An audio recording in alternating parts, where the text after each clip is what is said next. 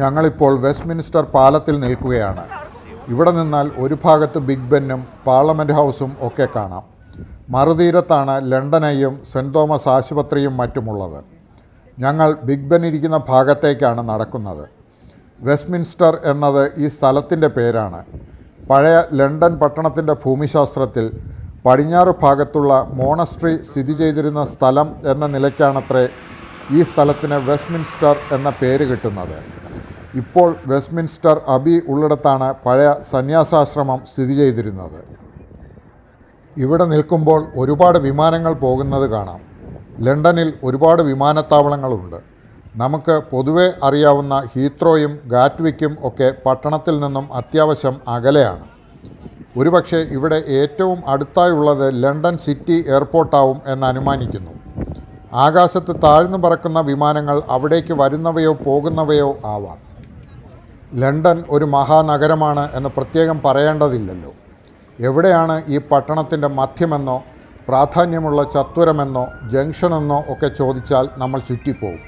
അത് വളരെ സബ്ജക്റ്റീവായ ഒരു കാര്യമാണ്. ഒരു ഉദാഹരണം പറയാമെങ്കിൽ എന്നെ സംബന്ധിച്ച് തിരുവനന്തപുരം പട്ടണത്തിൻ്റെ കേന്ദ്രബിന്ദു പാളയം രക്തസാക്ഷി മണ്ഡപമാണ്. അങ്ങനെ ഒരു പരികൽപ്പനയാണ് മനസ്സിലുള്ളത്. എന്നാൽ തിരുവനന്തപുരം പട്ടണത്തിൻ്റെ മധ്യബിന്ദു തമ്പാനൂറാണെന്നും സ്റ്റാച്യു ആണെന്നും സങ്കല്പിക്കുന്ന ആളുകളെ എനിക്കറിയാം. അപ്പോൾ പിന്നെ ലണ്ടൻ പോലുള്ള ഒരു പട്ടണത്തിൻ്റെ കാര്യം പറയാനുണ്ടോ? 17 കൊല്ലത്തിന് മുൻപ് ലണ്ടനിൽ വന്നപ്പോഴും ഇപ്പോഴും പക്ഷേ എനിക്ക് തോന്നുന്നത് വെസ്റ്റ്മിൻസ്റ്റർ ആണ് ലണ്ടൻ്റെ മധ്യഭാഗം എന്നാണ്. UK പാർലമെൻറ്റ് ഹൗസ് സ്ഥിതി ചെയ്യുന്ന സ്ഥലം എന്ന നിലയ്ക്ക് പൊളിറ്റിക്കൽ സെൻറ്റർ ഇവിടമാണ് എന്ന് പറയുന്നതിൽ തെറ്റില്ല. ഈ ഭാഗത്തുള്ള ചെറിയ ഒരു ഉദ്യാനമാണ് പാർലമെൻറ്റ് സ്ക്വയർ ഗാർഡൻ. ഈ ഉദ്യാനത്തിൽ പ്രശസ്തരായ ഏതാനും ചരിത്ര വ്യക്തികളുടെ പ്രതിമകൾ കാണാം. വിൻസ്റ്റൺ ചർച്ചിലും എബ്രഹാം ലിങ്കണും നെൽസൺ മണ്ടേലയും ഒക്കെ അതിൽപ്പെടുന്നു. ഒപ്പം മഹാത്മാഗാന്ധിയുടെ ശില്പവുമുണ്ട്. ഇവിടുത്തെ ഏറ്റവും പ്രാധാന്യമുള്ള പ്രതിമ ബ്രിട്ടീഷ് പ്രധാനമന്ത്രിയായിരുന്ന വിൻസ്റ്റൺ ചർച്ചിലിൻ്റേതാണ്. രണ്ടാം ലോക മഹായുദ്ധത്തിൽ സഖ്യകക്ഷികളെ വിജയത്തിലേക്ക് നയിച്ചതിൽ നേതൃപരമായ പങ്കുവഹിച്ച ആളാണ് ചർച്ചിൽ. അതേസമയം ഇന്ത്യക്കാരെ സംബന്ധിച്ച് അത്ര സുഖകരമായ ഒരു ഓർമ്മയാവില്ല അദ്ദേഹം. ഇന്ത്യക്ക് സ്വാതന്ത്ര്യം നൽകുന്നതിനെ ശക്തമായി എതിർത്ത ബ്രിട്ടീഷ് പ്രധാനമന്ത്രിയായിരുന്നു ചർച്ചിൽ. സ്വാതന്ത്ര്യം കിട്ടുമ്പോൾ ഇന്ത്യ വിഭജിക്കപ്പെടാൻ കാരണമായ രാഷ്ട്രീയത്തിലും ചർച്ചിലിന് പങ്കുണ്ട് എന്ന് നിരീക്ഷിക്കപ്പെടുന്നു. ചരിത്രത്തിൻ്റെ കൗതുകം പോലെ പാർലമെൻറ്റ് സ്ക്വയറിലെ ഉദ്യാനത്തിൽ ഇന്ത്യൻ സ്വാതന്ത്ര്യത്തെ എതിർത്ത ചർച്ചിലിനോടൊപ്പം ഇന്ത്യക്ക് സ്വാതന്ത്ര്യം നേടിത്തന്ന മഹാത്മാഗാന്ധിയുടെ ശില്പവും പ്രതിഷ്ഠിക്കപ്പെട്ടിരിക്കുന്നു. ഈ ഭാഗത്തെ ഏറ്റവും നോട്ടബിളായ നിർമ്മിതി ഒരുപക്ഷെ ബിഗ് ബെൻ ആയിരിക്കും. ഇത് ഒരു മണിഗോപുരമാണ്. പുറത്തുനിന്ന് കാണുമ്പോൾ ഒരു ക്ലോക്ക് ടവർ മാത്രമാണ് എന്ന് തോന്നുമെങ്കിലും അതിനുള്ളിൽ വളരെ വലിപ്പമുള്ള ഒരു മണിയുണ്ട്. 17 ടണ്ണാണ് ആ മണിയുടെ ഭാരം. പുറത്തുനിന്ന് നോക്കുമ്പോൾ നമുക്കത് കാണാൻ സാധിക്കുന്നില്ല എന്നേ ഉള്ളൂ. അകത്ത് കയറിയാൽ കാണാൻ പറ്റും. പക്ഷേ സാധാരണ സന്ദർശകർക്ക് അകത്തേക്ക് പ്രവേശനമില്ല. UK പൗരന്മാർക്ക് ഒരു MPയുടെ ശുപാർശ ഉണ്ടെങ്കിൽ കയറി കാണാൻ പറ്റുമത്രേ. എന്തുകൊണ്ടാവും ബിഗ് ബെൻ എന്ന പേര് വന്നത് എന്ന് ആലോചിക്കാറുണ്ടായിരുന്നു. അങ്ങനെ ഒരു വിളിപ്പേര് വരാനുള്ള കാരണത്തെക്കുറിച്ച് കൃത്യമായ വിശദീകരണം ഇല്ല എന്നാണ് അറിയുന്നത്. ഈ ഗോപുരമണി ഇവിടെ സ്ഥാപിക്കുന്ന സമയത്ത് അതിന് നേതൃത്വം നൽകിയ പൊതുമരാമത്ത് വകുപ്പ് മന്ത്രിയായിരുന്ന സർ ബെഞ്ചമിൻ ഹോളിൻ്റെ വിളിപ്പേരിൽ നിന്നാവാം അതിൻ്റെ ഉത്ഭവം എന്ന് കരുതപ്പെടുന്നു. വെസ്റ്റ്മിൻസ്റ്ററിൽ നിന്നും ഞങ്ങൾ നടന്നെത്തിയത് ട്രഫാൽഗർ സ്ക്വയറിലാണ്. അവിടെ നിന്നും പിക്കാഡല്ലി സർക്കസിലേക്കും നടന്നു. ഞങ്ങളെപ്പോലെ ലണ്ടൻ കാഴ്ച കാണാനെത്തിയ സഞ്ചാരികളുടെ വലിയ സഞ്ചയങ്ങൾ എല്ലായിടത്തുമുണ്ട്. പക്ഷേ ആ ബഹളത്തെ കവച്ചു വയ്ക്കുന്നതാണ് ഇങ്ങനെ നടക്കുമ്പോൾ നമ്മൾ ചുറ്റും കാണുന്ന ചരിത്ര കെട്ടിടങ്ങളുടെ ഗരിമ. ആധുനികമായ അമ്പരചുംബികളുടെ ബാഹുല്യമല്ല, ഒരു ചരിത്രപട്ടണത്തിൻ്റെ എല്ലാത്തരം ഗാംഭീര്യവും ഉൾക്കൊള്ളുന്ന വാസ്തുനിർമ്മിതികൾ. ഒരു കാലത്ത് സൂര്യൻ അസ്തമിക്കാത്ത രാജ്യം എന്ന വിശേഷണം പേറിയിരുന്ന ഒരു രാഷ്ട്രത്തിൻ്റെ തലസ്ഥാനത്താണ് ഇപ്പോൾ എന്ന് ശരിക്കും അനുഭവിപ്പിക്കുന്ന കാഴ്ചകളാണ് ഈ ഭാഗത്തുള്ളത്. ചിത്രങ്ങളിലൂടെ കണ്ടും പുസ്തകങ്ങൾ വായിച്ചും മനസ്സിലാക്കിയ നമ്മുടെ ഉള്ളിൽ ലണ്ടൻ എന്ന് പറയുമ്പോൾ തെളിയുന്ന സങ്കല്പത്തിന് അരുനിൽക്കുന്ന കാഴ്ചകൾ ഇവിടെയാണ്. വെസ്റ്റ്മിൻസ്റ്ററും ട്രഫാൽഗർ സ്ക്വയറും പിക്കാഡല്ലി സർക്കസും ഒക്കെ ഉൾപ്പെടുന്ന ഈ ഭാഗത്താണ് ലണ്ടൻ എന്ന മഹാനഗരം. ലണ്ടനിലെ പല തെരുവുകളിലൂടെയും ഞങ്ങൾ പിന്നീട് നടന്നു. വ്യത്യസ്തമായ കാഴ്ചകൾ കണ്ടു. അപ്പോഴെല്ലാം വീണ്ടും വീണ്ടും മനസ്സിലാക്കിയ ഒരു കാര്യമുണ്ട്. ലണ്ടൻ ഒരു മഹാനഗരമാണ്. കണ്ടാലും കണ്ടാലും തീരാത്ത പട്ടണം.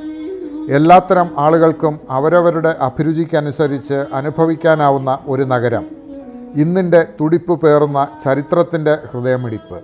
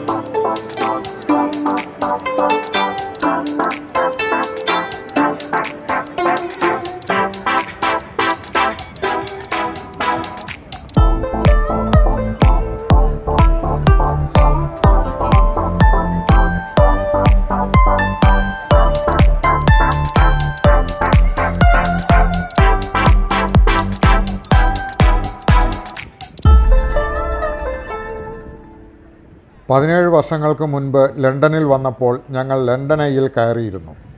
അന്ന് കുട്ടികൾ ചെറുതായിരുന്നു. വിച്ചുവിന് ലണ്ടൻ ഐയിൽ കയറിയത് കൃത്യമായി ഓർക്കാനാവുന്നില്ല എന്ന് പറഞ്ഞു. അതിനാൽ ഞങ്ങൾ ഒന്നുകൂടി അതിൽ കയറാം എന്ന് തീരുമാനിച്ചു. തേംസ് നദിയുടെ കരയിൽ നിർമ്മിച്ചിരിക്കുന്ന ഭീമാകാരമായ ഒരു ഫെറിസ് വീലാണ് ലണ്ടൻ ഐ. നദിയുടെ മറുകരയിൽ നിന്ന് നോക്കുമ്പോൾ അതിൻ്റെ സ്ഥാനവും വലിപ്പവും മനസ്സിലാവും. 2000 ആണ്ടിൽ ആരംഭിക്കുമ്പോൾ ഇത് ലോകത്തിലെ ഏറ്റവും ഉയരമുള്ള ഫെറിസ് വീലായിരുന്നു. 2006 ആയപ്പോൾ ഇതിനേക്കാൾ വലിയ ഒരെണ്ണം നിർമ്മിക്കപ്പെട്ടു. സ്വാഭാവികമായും അത് ചൈനയിലായിരിക്കും എന്ന് ഊഹിക്കാമല്ലോ. ഇത്തരത്തിലുള്ള വലിയ ഒബ്സർവേഷൻ വീലുകളെ പൊതുവായി ഫെറിസ് വീൽ എന്നാണ് വിളിക്കുക. 19-ാം നൂറ്റാണ്ടിൻ്റെ അവസാനത്തിലാണ് ഇത്തരത്തിലൊരെണ്ണം ആദ്യമായി നിർമ്മിക്കുന്നത്. അമേരിക്കയിലെ ഷിക്കാഗോയിൽ ആയിരുന്നു അത് ഡിസൈൻ ചെയ്ത എഞ്ചിനീയറുടെ പേര് ജോർജ് വാഷിങ്ടൺ ഗാലെ ഫെറിസ് എന്നായിരുന്നു.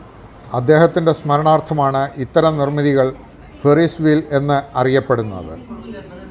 തേംസ് നദിയെയും അതിൻ്റെ കരയിൽ വികസിച്ചു വന്നിരിക്കുന്ന ലണ്ടൻ എന്ന ചരിത്രപട്ടണത്തെയും മുകളിൽ നിന്നും കാണാനാവുന്ന ഏറ്റവും ഉചിതമായ ഇടമാണ് ലണ്ടൻ ഐ.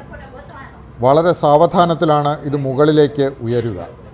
360 ഡിഗ്രി വ്യൂവും ലഭ്യമാണ്. മഹാനഗരത്തിൻ്റെ ഓരോ ഭാഗവും സമയമെടുത്ത് കാഴ്ചയിലേക്കും ബോധത്തിലേക്കും ആവാഹിക്കാം. തേംസ് നദിയിലെ ജലവാഹനങ്ങളുടെ ബാഹുല്യം കാണാം.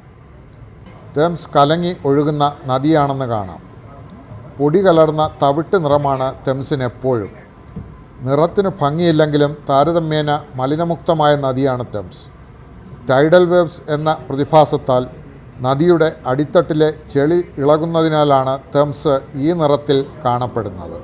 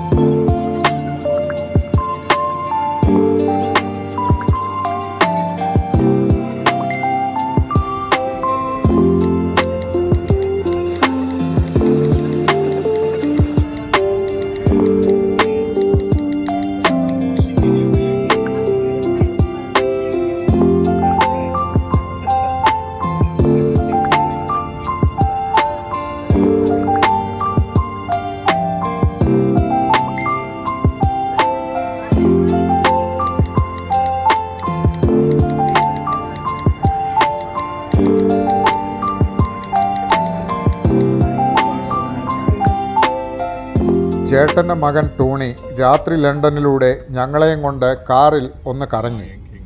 പകൽ ഞങ്ങൾ നടന്ന വഴികളിലൂടെയും ഞങ്ങൾ പോകാത്ത ഇടങ്ങളിലൂടെ ഒക്കെയും ടോണി ഞങ്ങളെ കൊണ്ടുപോയി.